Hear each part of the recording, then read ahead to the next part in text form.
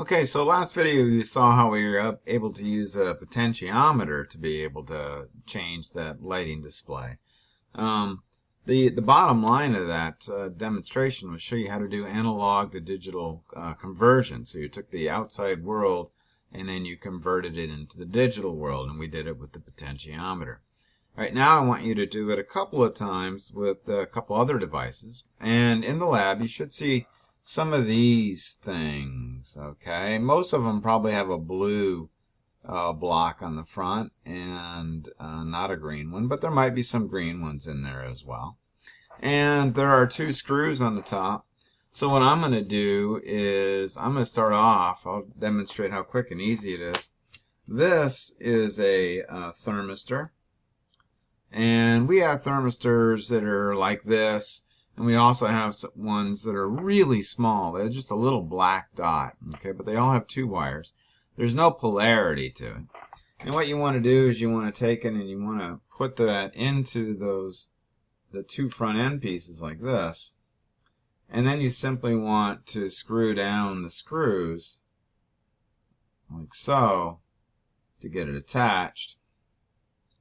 And then just like everything else, you'll see there's an S, there's a positive, there's a negative. I'm just going to unplug this, and I'm going to plug this in here like so. And I'm going to load that demo 1 code. And then we'll see, now this is a thermistor, all right? So if I go ahead now and open up the plotter, you can see that we've got a plot. And if I put my hand on it, the value goes down, and then of course it's getting warmer and warmer and warmer. And then of course if I let up on it, we'll start to see it begin to cool off. Okay? So this is one object that you can use. And another object we can use is, I've got a bunch of these in the lab. We actually have lots of things you can use. You can use flex sensors or whatever. This is a photoresistor. And you can insert that into your block. So I'm going to unscrew this like so. And then I'm going to pull that out. And I'm going to take this photoresistor and do the exact same thing. Slide it in. I shouldn't have done those first. Like so. And then tighten down the screws. Alright, and now it's attached.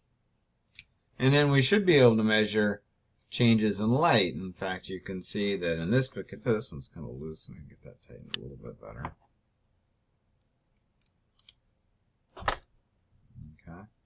So I can cover it up, and of course it gets, the value goes up.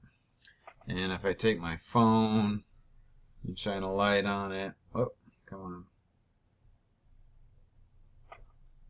Hold on a second.